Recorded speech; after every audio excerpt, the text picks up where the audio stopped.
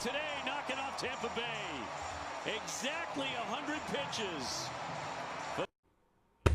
9 in a row.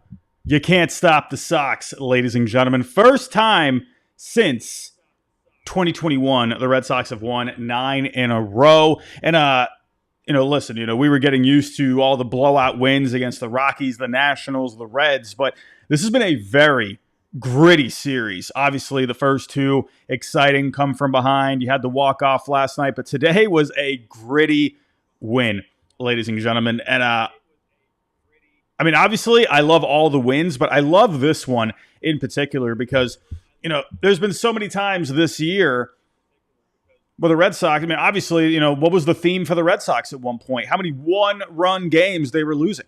The amount of one-run games they were losing, what was it, up to, a month ago? It was obnoxious. Like, everyone was talking about it. That was the leading the leading topic when it came to all the radio shows out there. Oh, this Red Sox team, they stink. They're just losers. Teams that lose this many one-run games, they're losers. But no, this team, obviously Garrett Crochet, we'll get to him in just a little bit, but a very gritty win today. And against Shane Baz, right? Shane Baz, talking about Shane Baz coming into or talking about in the preview last night. Last few starts looking very good. Up to those last few starts, pretty up and down on the year. He's gone up against the Red Sox a couple of times, looked very good against them in the first start, had the no decision the next start, but this guy was really tough today. They had to battle. Today was an absolute battle, right? But this is why you have Garrett Crochet in the fold. This is why you made the big move for him in the offseason. This is why you signed him to the big contract extension. Alex Cora talking to before the game today. He's the leader of the pitching staff, right? When you're getting paid the big bucks, you're the man. Sure. He's had the last few starts haven't really been his best. And I was thinking last night, all right, he looked a little bit better against the Nationals. It wasn't his best, still hittable, but it seemed to me a step in the right direction. And holy cow, what a step in the right direction here today. First complete game for Garrett Crochet. 9 innings, 3 hits, 9 Ks, 0 walks on the day. And he is my player of the game without a doubt. My goodness. Absolutely phenomenal for Garrett Crochet here today. And, especially when the bullpen was worked so hard last night. Unfortunately, Hunter Dobbins going down with the injury. And then the bullpen really having to work after that. And then, obviously you got the exciting win. But this was huge for Garrett Crochet. Going into the All-Star break, what a way to end your first half. Your first half with the Red Sox. Phenomenal, man. There's not enough words to describe how huge of a pickup Garrett Crochet has been. You can go back to this offseason.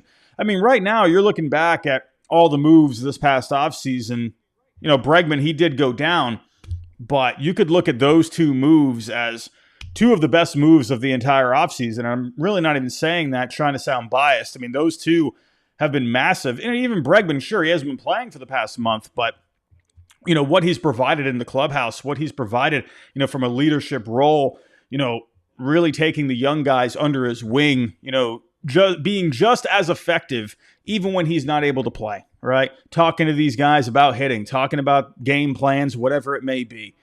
These guys have been huge. Garrett Crochet, he's been phenomenal. We'll get into the breakdown on him in just a little bit. Didn't have to go to the bullpen today again. That's massive. And shout out to the defense today, right? Well, the defense with one particular play today. So Cedar Rafaela getting the start at second base today. As for now, unless there is a move to be made at some point with all of the position players they have, especially in the outfield, you're going to have to start seeing this if you want to keep these guys in the lineup. You have to keep Seti in the lineup right now. There's no reason why this guy shouldn't be playing every day. Now, my preference, I want him out in center field. He's the best defensive, or let's say one of the best defensive center fielders. I don't want Cubs fans coming after me with a flaming pitchfork because Pete Crow Armstrong is very good. But Seti, he's easily up there with him. You can argue that he is the best defensive center fielder in the game. You have to keep him in this lineup every day. I do wish it was every day out in center field. He brings so much value. There was one particular play here today where ball hit up the middle. got by him. I'm not sure what happened on the play. I don't know. It looked like it was a bit playable. I'm not sure. It just got by him. But then Abraham Toro picking him up, throwing out the runner at home. That's huge. If you want to talk about Garrett Crochet being the player of the game, well, I think you can talk about Toro's throw home today being the play of the game. Toro, you can even go back to him as one of the most underrated pickups this past offseason. I mean, this guy was a spring training invite, right? Brought in, and he's been great. And he, coming up big here today, picking up SETI. And I talked about that last night, where you had a couple of blunders last night, both with the defense and the base running.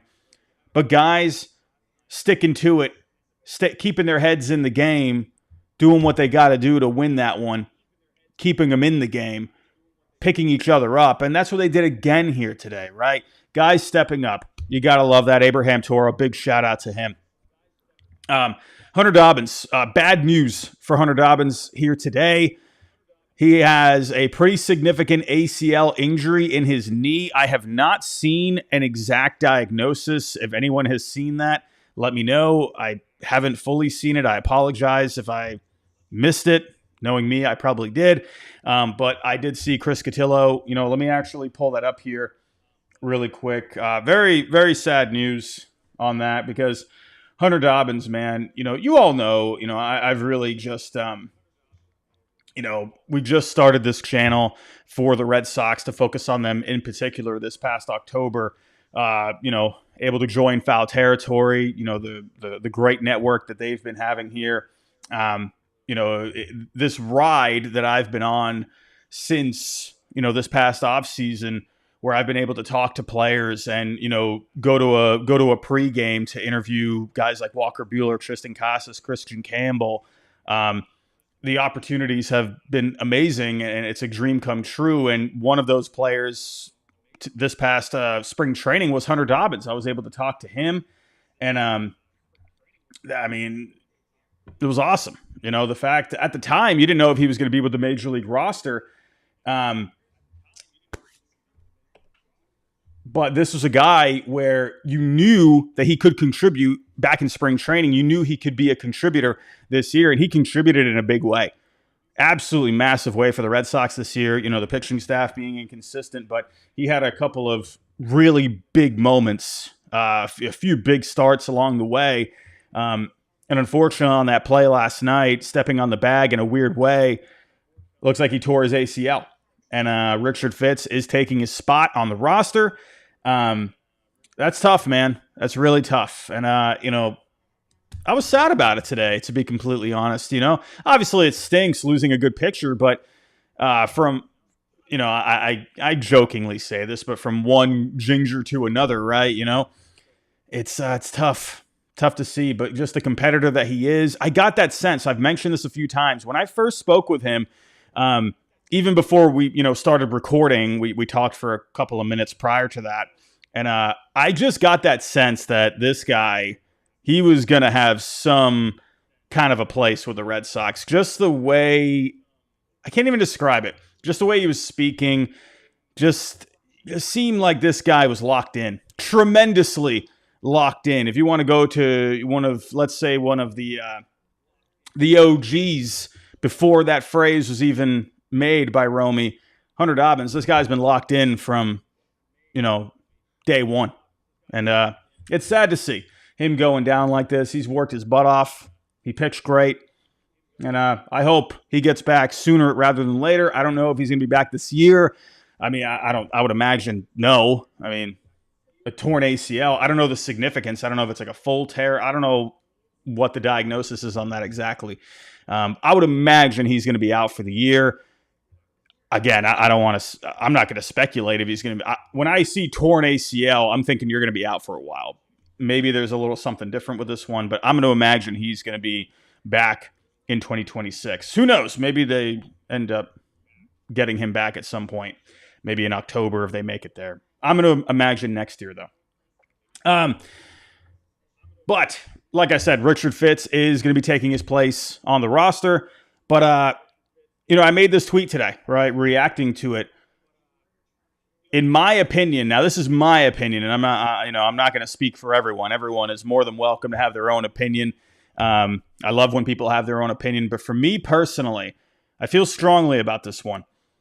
I think the need for a number 2 in the rotation just went up. And you might be thinking, well, Robbie, Dobbins, yes, it's tough to see him go, but, he was more of a back end kind of a guy. Well, you're losing a quality starter, right? You're using a quality arm at the back end, right? Where if you needed to look towards some depth, you knew you could turn to Dobbins, right? And especially the competitor that he is going into the postseason, you need a guy that, could maybe step up for you for a few innings or whatever it may be. Think back to Tanner Houck, go back to 2021.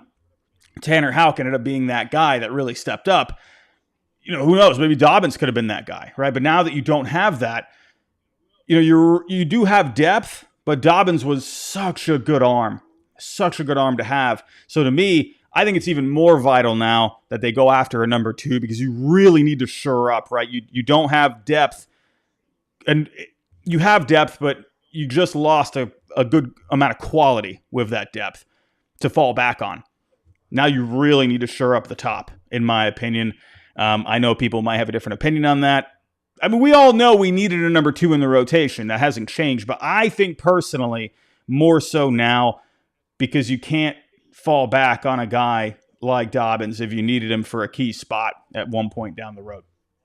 That's a different conversation for a different day. We're going to have all the deadline news coming up to July 31st. I promise you we're going to be talking about a lot of rumors. Post-game shows are pretty much going to be turning into rumor shows, speculation, talking about trades. That's going to dominate the headlines for the next couple of weeks, especially with the Red Sox. So do expect that with the post-game shows. I mean, I know all of you. I know how you all operate. You love the rumors. Don't act like you don't. You all love the gossip, the trade rumors. I've been doing YouTube now for, 5, almost 6 years. I know you all love the trade rumors. So I think, we'll keep the post-game stuff. We'll obviously still break down the games, but we will definitely be focusing on more rumor-heavy related news. But I know you all like that. I know you do. Anyway, let's get into the show here. We're going to break this down. We're going to talk about the offense today, Garrett Crochet, and then we'll preview the final game before the All-Star break. And one more thing, I do want to let you know, tomorrow night is the draft. I know a lot of us, we're on a high right now when it comes to the Red Sox, 9 in a row. Crochet looking amazing today. The walk-off last night, that's still buzzing in my head. But don't forget about the draft. Don't forget about the draft. Not a lot of star power at the top of this one this year, but very good depth in this draft. You're going to, I would not be surprised at all in a couple of years. We're looking back, even next year possibly, and we're looking back at a guy that the Red Sox picked maybe in the 4th, 5th, who knows, 8th round, whatever it may be, that they end up being a pretty good quality prospect, maybe even a great one. There's a lot of good talent in this draft. You don't have the Paul Skeens kind of types at the top, but a lot of good players in this one. Pitching side of things, right? Good college players in this draft as well. And I'm excited for this one. So tune in with me tomorrow on the main channel, not Monster Territory. Just go to my main channel. You'll see me live. I'll be reacting to every pick. I'll be breaking it down as best as I can, and especially for the Red Sox. But everybody, let's get into it. Before we do, though, we got bills to pay. We got to keep the lights on. I'll be right back. AJ, we're in Vegas right now, and I have not had a lot of time to eat during the day. So no. What could we do? I would love a Huel right now. Vanilla Huel would go down perfectly because when I have to skip meals because I'm too busy doing what you do in Vegas, which is not eat, I need a quick replacement, and Huel is the perfect thing. I'm a chocolate guy myself. Got the chocolate milkshake vibes to it. If you miss a meal, Huel can be your answer. If you're looking for a big protein boost, Huel can be your answer. So go check it out. Our friends at Huel are part of today's sponsorship. They've got you covered, spelled H-U-E-L. That black edition is a complete meal to feel full, focused, and ready for your day. Little prep, basically no prep. Shake it, open it. Huel has sold over 500 million meals around the world, and now it's your turn to try it. So go to Huel.com/foul and get Huel today with the exclusive offer for the FT fam of 15% off for new customers if you use the code, you know it, FOUL. Minimum $75 purchase. Get after it. All righty, let's get to it, shall we? And what should we talk about first? Should we talk about this scrappy offense today that just got enough done, or do we want to talk about the war pig first? I was going to start off with the offense. Let's talk about Crochet. That feels right. This guy, absolutely phenomenal today. Let's actually pull this back up here. He is my player of the game. 9 innings, first complete game of his career. Remember, he was going for it against the Yankees not too long ago. Aaron Judge, unfortunately, ruined all of our hopes and dreams. That would have been an amazing first complete game, but it is what it is, right? And it still ended up winning that game, so that's good. But Crochet, he was phenomenal today. He was just getting ahead of hitters all day today, leading with the cutter and the sweeper. Different approach, right? We've been seeing him, obviously, really dominating with the four-seamer all year pretty much, but took a bit of a different approach today. He was keeping him off balance pretty much the entire day. He got 3 whiffs each on the cutter and the sweeper. He was backdooring them. He was going inside. This guy was just playing around here today. He was just doing whatever he wanted, but the reason that he could do that was because his command was better today. No walks on the day.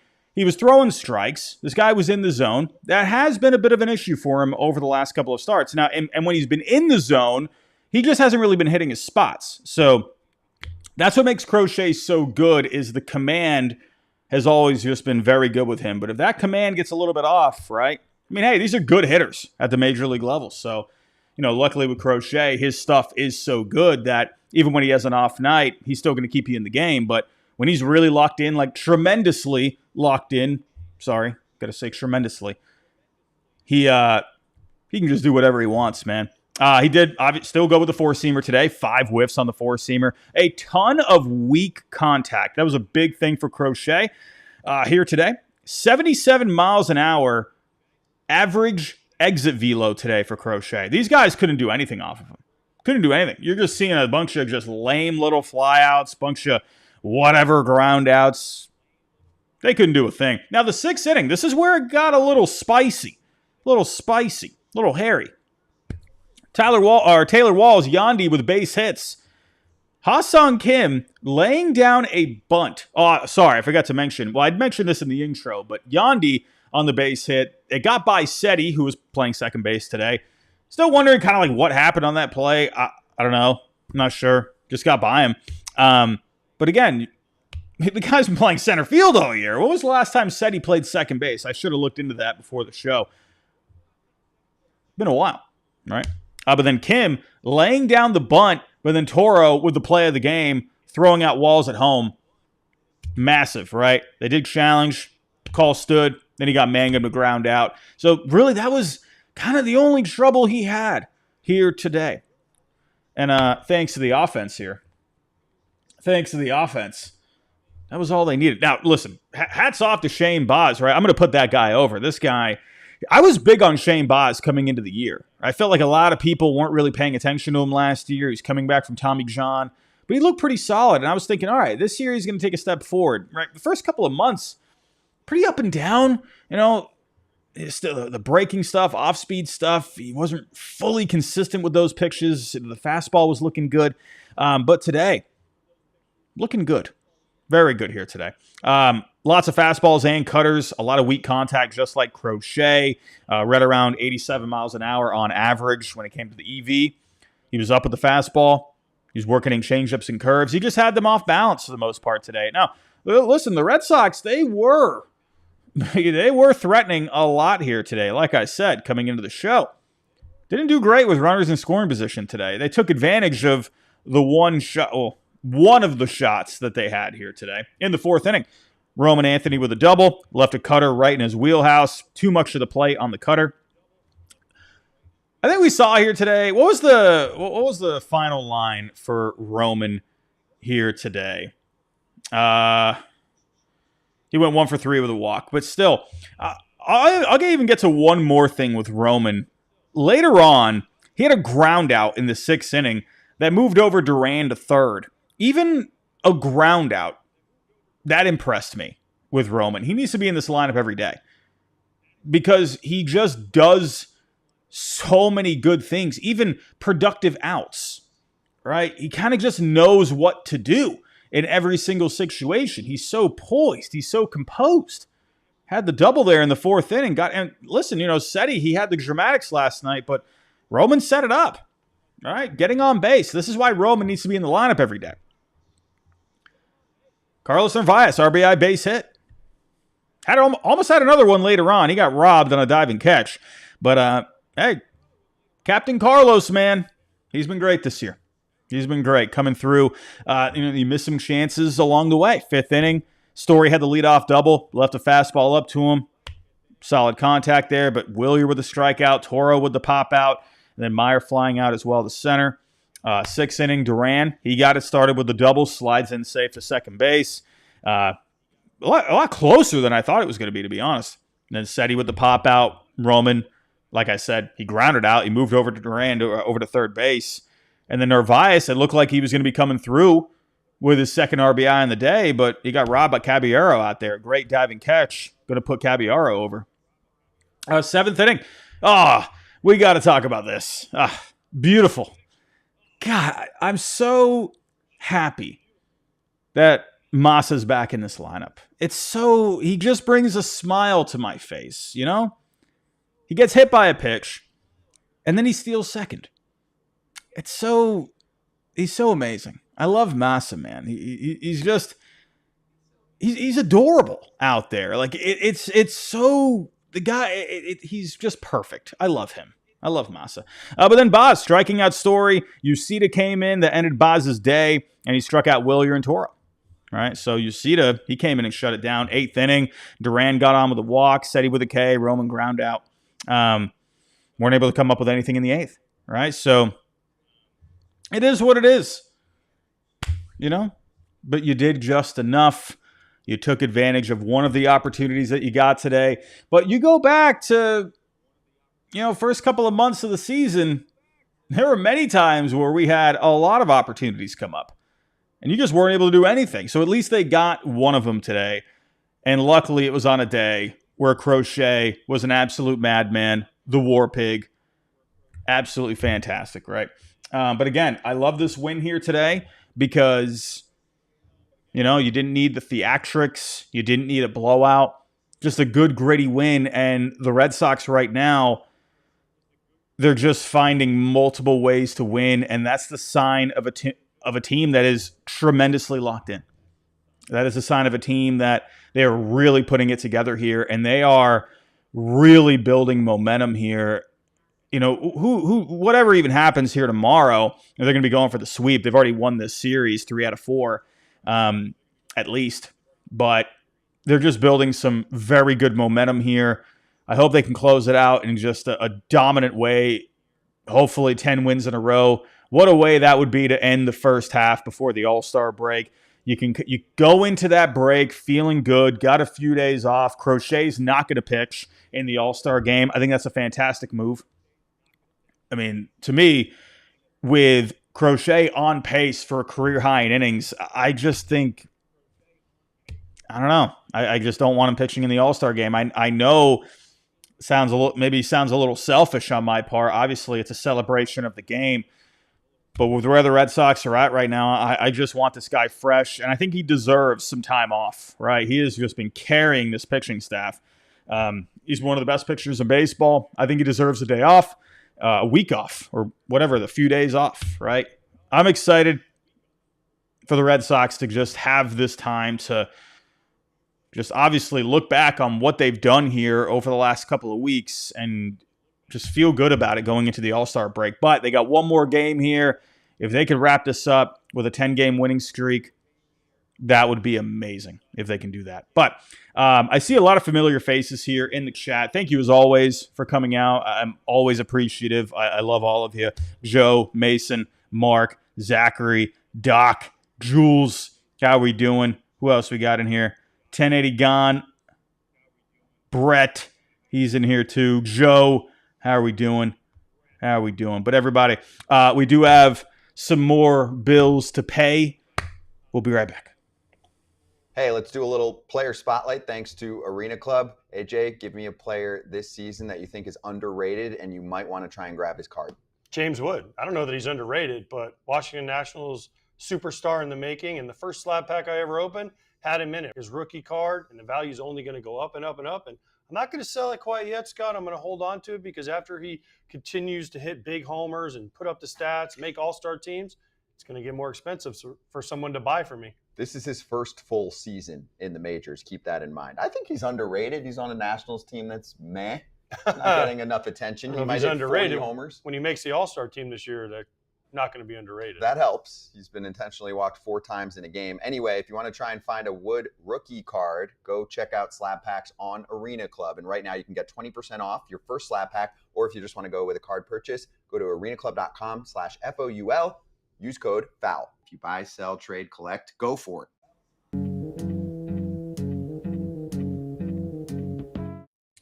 All righty, let's get to the Game 4 preview, final game for the All-Star break. But if you are watching on Nesson, I do have to cut it off right there. We are out of time on Nesson. Thank you, as always, for joining, and we'll see you tomorrow for the final game before the All-Star break. But let's take a look here. We got Ryan Pepio, Brian Bayo. Pretty solid matchup here. Pepio has been very good this year, 3.32 ERA, going up against Bayo with a 3.27. Both of these guys have been very solid. Bayo, he has been pitching very solid here over the last few outings. And he actually just had his first complete game. So it's funny, one turn through the rotation here, you got a couple of guys getting their first complete games. And Brian Bayo, a little different, was against the Rockies.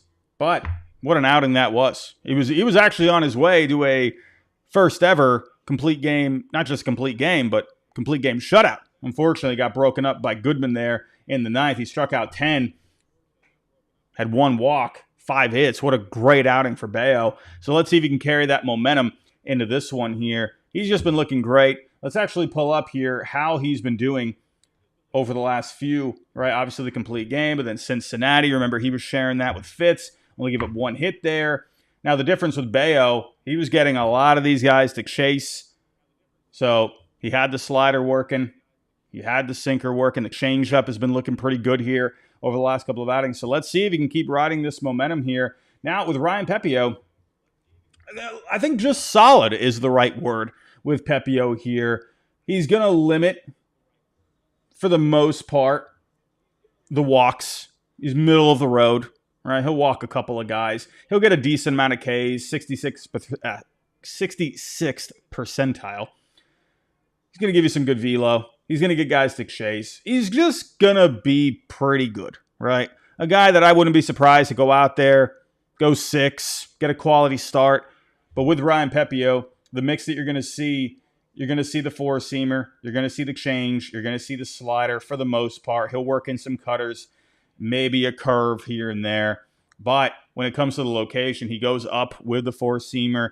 He's going down and in on lefties with the changeup, down and away on righties. Slider, he's kind of all over the place, so that has left some leaking over here in the top part of the zone. Anytime I see anything with a breaking ball, I always think Trevor Story, Sadon. He's been good against breaking balls this year. And then cutters. I mean, he's going to pound the zone.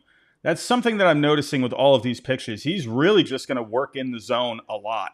So he's going to throw strikes.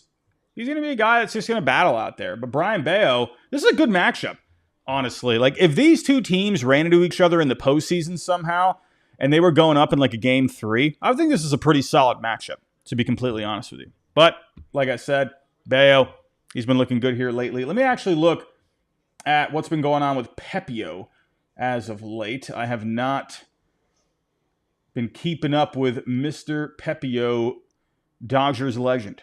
Let's take a look. Last time out against the Tigers, he had a quality start, 6 innings, 3 hits, 2 earned, a few walks.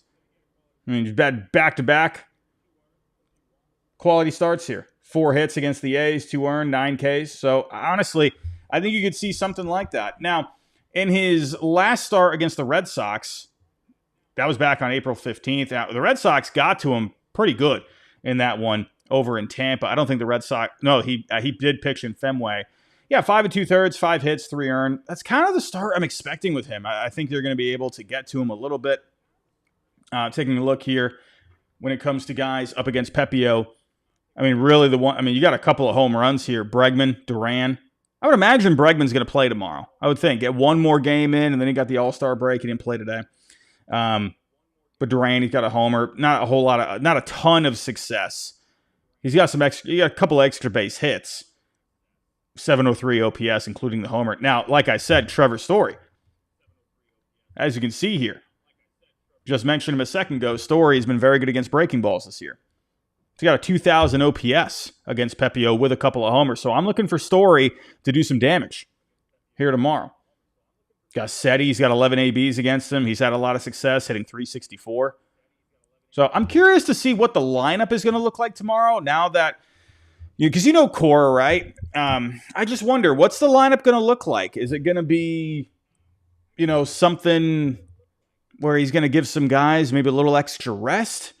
What's that going to look like? I'm curious. Or is he just going to go pedal to the metal with the All-Star break coming up? So I'm curious to see how that lineup is going to look. If he's going to sit some guys, whatever it may be. If it's me, I'm thinking, you got the All-Star break. Get out there. Go play. Go put the best lineup you can out there. We'll see. Now, Romy did not play here today. I wonder if Romy could maybe get a start. I'm curious to see how this goes, right? Very curious. I hope Yoshida is back in the lineup against the righty. But again, that's another thing you got to pay attention to. What's this rotation going to be looking like? Who's playing center tomorrow? Who's playing second? Meyer got the start at third today, so I would imagine Bregman's back in tomorrow. Meyer will be back at second base tomorrow. And then, so I would imagine Seti's going to be out in center field. So, maybe Willier. Willier doesn't have a hit off Pepio, so maybe you could see Willier take a seat tomorrow, and then Duran, who has a home run against him, maybe that's what you end up seeing. Roman gets to start out in right, Seti in center, and then Duran out in left. So I think that's probably what you're going to see. Who knows? But everybody, I'm going to wrap it up right there. I want to say thank you for joining me for yet another post-game show. We have had an amazing audience here over the last several games. We had our biggest audience of the night last night. I could tell you guys were all revved up over that one. That was our biggest audience I just messed up what I said. Our biggest audience of the season. So thank you for that last night. That was awesome. Right around 200 people here again today on a Saturday afternoon. It is Saturday, right? I don't even know what day it is. I've been working a lot lately. We got the draft tomorrow. I'm doing all that coverage. I've been preparing for that all week. A lot going on right now, ladies and gentlemen. But I just want to say thank you. Appreciate all the support. We're having a great old time here over on Monster Territory. But everybody, go enjoy the rest of your night. Enjoy the series win. We'll be back at it again tomorrow. Have yourself a good night. I'll talk to you next time.